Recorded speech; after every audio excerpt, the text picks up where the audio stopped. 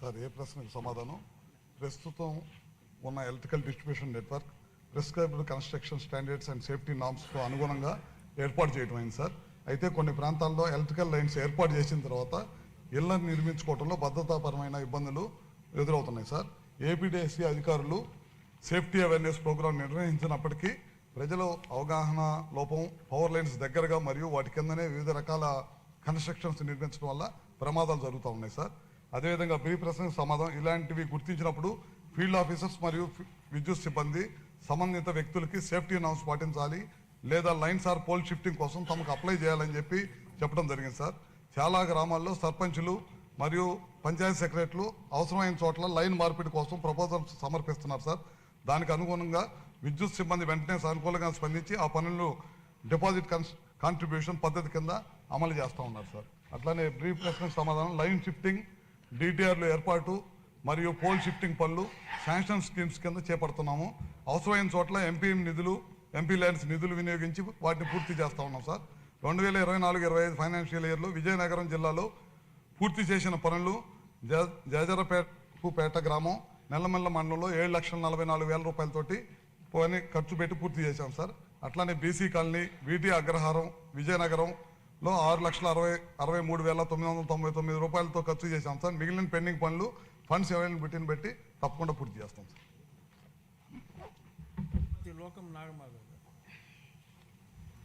ధన్యవాదాలు అధ్యక్ష. ఈ అంశం చాలా ముఖ్యమైనది అధ్యక్ష. ఇది ప్రజల ప్రాణాలకు సంబంధించిన అంశం అధ్యక్ష. మీ దృష్టికి ఒక తల్లి ఆవేదన తీసుకురావాలనుకుంటున్నాను అధ్యక్ష. తన 16 ఏళ్ల కూతురు, డిగ్రీ చదువుతున్న కూతురు ఈ వైర్ల వల్ల, ఇంటి ముందు నుంచి వెళ్తున్న వైర్ల వల్ల ప్రాణం కోల్పోయిన వైనం ఇది అధ్యక్ష. ఆ తల్లి నా 2 చేతులు పట్టుకొని ఇప్పటికే ఆ సమస్య వాళ్ళ ఇంటి దగ్గర అలాగే ఉన్నది. ఇంకెవరికి ఇటువంటి దౌర్భాగ్యం రాకుండా, ఇటువంటి దుస్థితి రాకుండా, ఇటువంటి బాధ రాకుండా చూసుకోవాల్సిన బాధ్యత నీ మీద ఉందని చెప్పినప్పుడు మనసు పూర్తిగా కలిచివేసిన అంశం అధ్యక్ష. ఒక పంచాయతీలో అయితే ఒక వీధిలో నుంచి ఇంకో వీధిలోకి పోలు అన్ని మేడల మించి వెళ్తున్నది అధ్యక్ష. ఇది ఎలక్షన్ల ముందరే నా దృష్టికి వచ్చింది. ఈ రోజు కూడా అది సాల్వ్ అవ్వలేని పరిస్థితిలో ఉన్నది అధ్యక్ష. ఖచ్చితంగా ఇంకొకళ్ళ దగ్గర అయితే ఇంట్లో పోలు పెట్టేసుకున్నారు అధ్యక్ష. ఎందుకని నేను అడిగితే ఇల్లు కట్టేసుకున్నారు ఇంట్లో పోలు పెట్టేసుకొని. ఆ పోలు షిఫ్టింగ్ కోసం మా దగ్గర డబ్బులు లేవు కట్టుకోవడానికి అని చెప్పి ఇంట్లో పోలు పెట్టేసుకున్నారు అధ్యక్ష. ఇది మా నియోజకవర్గానికి ఒక్కదానికి సంబంధించిన సమస్య కాదు అధ్యక్ష. ఇది స్టేట్ వైడ్ ఈ ప్రాబ్లమ్స్ ఉన్నాయి అధ్యక్ష. ఎందుకంటే మీరు చూస్తే సుమారు ఈ అధికారిక గణాంకాల ప్రకారమే మనకి చాలా డెత్స్ నమోదయ్యాయి అధ్యక్ష. దీనివల్ల ఇది చాలా ఖచ్చితంగా పరిగణలోకి తీసుకోవాల్సిన అంశం అధ్యక్ష.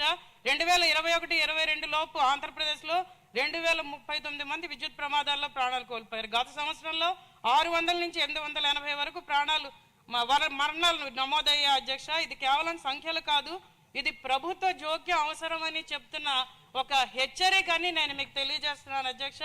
ఇది గౌరవ మంత్రి గారు చెప్పినప్పుడు గుడ్డు ముందు వచ్చిందా తల్లి ముందు వచ్చిందా కాకుండా ఇళ్ళు కట్టుకోవడానికి మనం ప్రధానమంత్రి ఆవాస్ యోజన కింద డబ్బులు ఇస్తున్నాం అధ్యక్ష. ఇంతకుముందు పాకలు ఉండేవి, పొట్టి స్తంభాలున్నా వైర్లున్నా పెద్ద సమస్య ఉండేది కాదు అధ్యక్ష.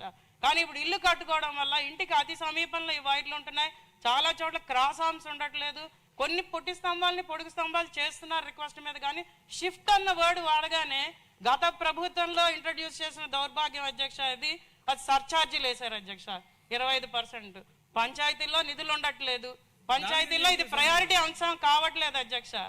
జనాల దగ్గర కట్టుకోవడానికి కూడా చాలా ఎక్కువలో అడగడం వల్ల దీన్ని ఖచ్చితంగా స్టేట్ గవర్నమెంట్ ప్రభుత్వం దీన్ని పరిగణలోకి తీసుకొని ఎలా దీన్ని చేయాలన్న దాని మీద ప్రత్యేక శ్రద్ధ పెట్టాలి. ఎందుకంటే మన ప్రభుత్వం ఈరోజు ఇన్ఫ్రాస్ట్రక్చర్ డెవలప్మెంట్ మీద ప్రత్యేక శ్రద్ధతో ముందుకెళ్తున్నది అధ్యక్ష. ఇది చాలా పెద్ద సమస్య కాబట్టి దాన్ని పరిగణలోకి తీసుకోమని నేను మంత్రి గారిని, అలాగే సూచనలు బాగానే ఉన్నాయి. అలాగే పంచాయతీ రాజ్లో కూడా డెవలప్మెంట్లో కూడా మనం కొన్ని సెట్ బ్యాక్స్ పెట్టుకోవాలి, ఇవన్నీ మనం చెప్పాల్సిన అవసరం కూడా ఉంది. కానీ ప్రస్తుతం ఉన్న సమస్యల్ని పరిగణలోకి తీసుకొని అవి రిపేర్లు చేయమని నేను ప్రత్యేకంగా మంత్రి గారిని ఈరోజు మీ ద్వారా కోరుకుంటున్నాను అధ్యక్ష. ఆఖరిది అధ్యక్ష, ఇది ఏదైనా నిర్దిష్టమైన ప్రణాళికతో 90 రోజుల లోపల ఈ సమస్యలు రిపోర్ట్ అయిన సమస్యలైనా పరిగణలోకి తీసుకొని చేయవలసిందిగా మంత్రి గారిని నేను రిక్వెస్ట్ చేస్తున్నాను అధ్యక్ష. సార్ సభ్యులు చెప్పింది కొంతమేరకు వాస్తవం సార్. ప్రాణాల కంటే ఏది కూడా విలువైంది కాదు. తప్పకుండా వాటి మీద ప్రత్యేకమైన దృష్టి పెడతాం. ఈ సంవత్సరం ఈపీడీఎస్ఎల్ కింద ప్రతి జిల్లాకు కూడా ₹1 ఇచ్చాం. ఇట్లాంటి సమస్యలన్నింటినీ కూడా త్వరగా పూర్తి చేయమని చెప్పి ₹1 కూడా చేయించాం. ఇటీవల బడ్జెట్లో కూడా సేఫ్టీ అండ్ డిపార్ట్మెంట్ కూడా ₹10 కోట్ల బడ్జెట్లో ముఖ్యమంత్రి గారు ప్రత్యేక దృష్టి పెట్టి దీని మీద 10 కోట్లు ఇవ్వటం జరిగింది. సేఫ్టీ మెజర్స్ ఎక్కువ కూడా తీసుకోమని చెప్పి. ఎందుకంటే ఇటీవల కాలంలో DTRస్ని హైట్ పెంచి పెట్టడం కానీ, లేకపోతే ఎక్కడన్నా ఇందాక సభ్యులు చెప్తానే ఉన్నారు, పోల్ ఉన్న చోట లోపల పోల్ పెట్టుకొని ఇల్లు కట్టుకున్నారు, వాళ్ళే చెప్తారు. ఇట్లాంటి ఎన్నోసార్లు చెప్పినా సరే లైన్స్ ఏదైతే రోడ్లు కింద వదిలేసి ఉన్నాయో దాని కింద వెళ్ళి ఇల్లు కట్టుకుంటున్నారు. లైన్స్ ఉన్న కిందకి వెళ్ళి ఇల్లు కట్టుకుంటున్నారు. ఇల్లు కట్టేటప్పుడే చాలా మంది ప్రమాణాల సొత్తు వాటర్ పెట్టుకుంటా, క్యూరింగ్ చేసుకుంటా, రకరకాల కారణాలతోటి చనిపోతాం అన్నమాట వాస్తవం. వాటిని చాలా పెద్ద ఎక్కువగా నిధులు కావాలి. వాటిని ఈ మధ్యకాలంలో ₹1 కాడికి జిల్లాకు పెట్టి కొన్ని పనులు చేసుకుంటా, ఎక్కడైతే అర్జెంట్ అవసరమో వాటిని అన్నింటి చేసుకుంటూ వెళ్తాం. అదే కాదు సార్, చాలా తోటల ఇప్పుడు మనకి తోటలు ఉన్నాయి. ఈస్ట్ గోదావరి, వెస్ట్ గోదావరి జిల్లాలో తోటలు ఉన్నాయి. తోటలు పెరిగిన తర్వాత కరెంట్ లైన్లు, పామాయిల్ కొట్టేటప్పుడు అవి కూడా దెబ్బతింటా ఉన్నాయి. అక్కడ కూడా ప్రాణ నష్టం జరుగుతుంది. అవేర్నెస్ ప్రోగ్రాంలు పెట్టి ఎనపై కాకుండా రాడ్లు, ప్లాస్టిక్ రాడ్లు అవి మార్కెట్లో దొరుకుతాయి. వాటి మీదకి వాటితోటి వాడమని చెప్పి కూడా పలుసార్లు రిక్వెస్ట్ చేస్తున్నాం. మన ప్రజాప్రతినిధులు కూడా వాటిలో పాల్గొని తోటల దగ్గర కానీ, లేకపోతే ఇళ్ల కింద కట్టకుండా ఉండటం కానీ, పంచాయతీలో పర్మిషన్స్ ఇవ్వనీయకుండా ఉండటం కానీ, మున్సిపాలిటీల్లో కానీ వాటి కింద కానీ ఎప్పుడో లైన్స్ వేసాం. లైన్స్ కింద వెళ్ళి ఆ సైట్ని కింద తీసుకెళ్ళి ఇల్లు కట్టేస్తున్నాం. ఇల్లు కట్టేటప్పుడు ప్రమాదాలు జరిగిపోతున్నాయి సార్. కానీ మాధవి గారు చెప్పినట్టు, సభ్యులు చెప్పినట్టు ప్రత్యేకంగా వాళ్ళ కాన్షియన్స్ లేదన్న దృష్టికి వస్తే కనుక మా దృష్టికి తీసుకొస్తే ఇమీడియట్గా వాటిని త్వరగా పూజ చేపించే బాధ్యత ఈ ప్రభుత్వం తీసుకుంటుంది. అంటే కొన్ని చోట్ల మంత్రి గారు ఈ రోడ్లు కూడా హైట్ పెంచడం, కాంక్రీట్ రోడ్లు వేసినప్పుడు కొంచెం సమస్య చాలా చోట్ల వస్తుందండి. అది బట్ 9 మీటర్స్ హైట్ ఉండే పోల్స్ తీసుకున్నాం.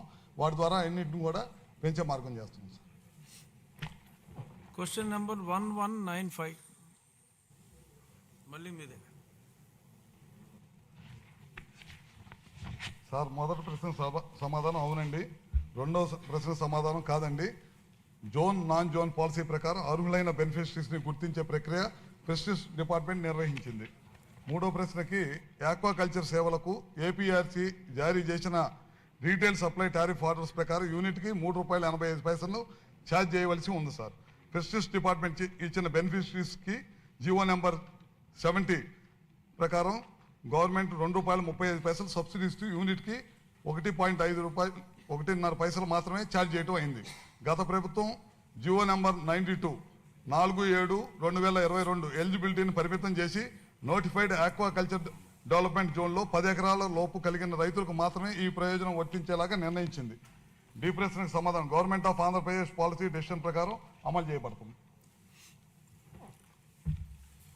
సోమిరెడ్డి గారు. నమస్కారం అధ్యక్ష. ఇప్పుడు ఇదేంటంటే నేను మీ ద్వారా మంత్రి గారికి